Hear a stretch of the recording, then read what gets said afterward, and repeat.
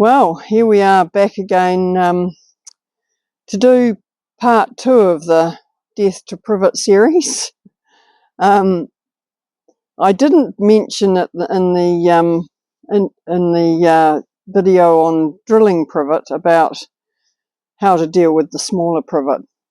The drilling's really useful in where we're doing forest restoration and we've got a lot of big privet and we just don't want to end up with all the cut trees all over the ground. That's what we did originally, and it makes it very difficult to access to come back into that area and actually deal with the seedlings that you're inevitably going to get. So we learned about the drilling, and so the bigger stuff we tend to drill now. But in a garden situation, if you're just wanting to get rid of a privet, really the fastest way is to cut and paste it. So I'm going to demonstrate. This is a small privet that I could easily get with my secateurs. The number one thing that a lot of people don't realise, and certainly I didn't when I started killing privet, I had no clue, and we cut a whole lot of privet and then went back the next day and applied poison, which was the worst thing, and it didn't really work, of course. But actually the time interval is more like, believe it or not, 30 seconds. And that's because you're getting the tubes that carry the water up from the roots and the food down from the leaves into the roots. They're under negative pressure, and when you cut them you get this sort of drawdown. And so the idea is to cut this and get your poison, which I don't want to promote someone's product, but this is what we use with our volunteer team. It's cut and paste, and it's the Bamboo Buster strength, which is double the original strength because it's the one that they recommend for privet.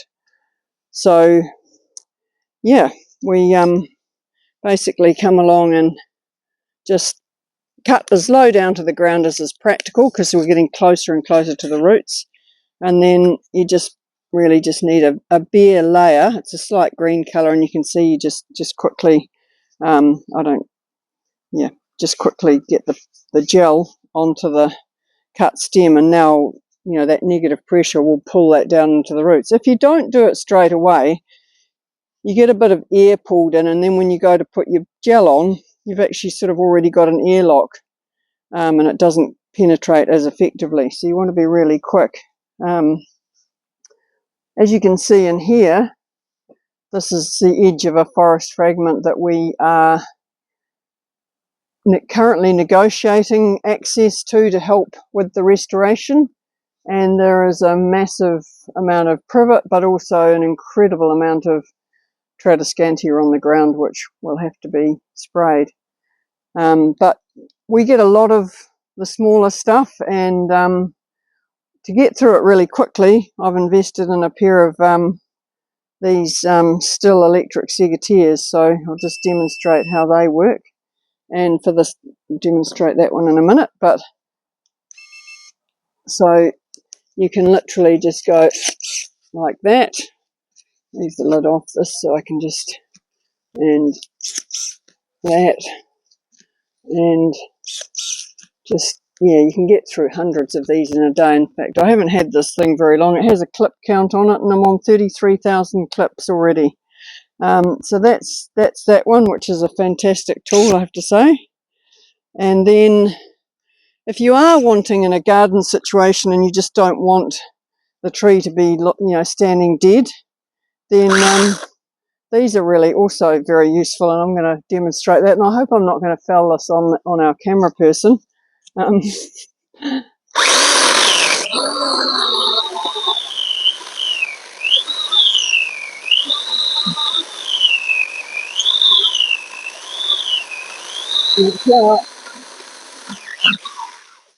And then straight on. Now I want to show you on here with a larger stem like that, just like with the drilling, where it's the outside, the cambium and the phloem and out here that matters. You don't need on a big trunk to do the whole lot.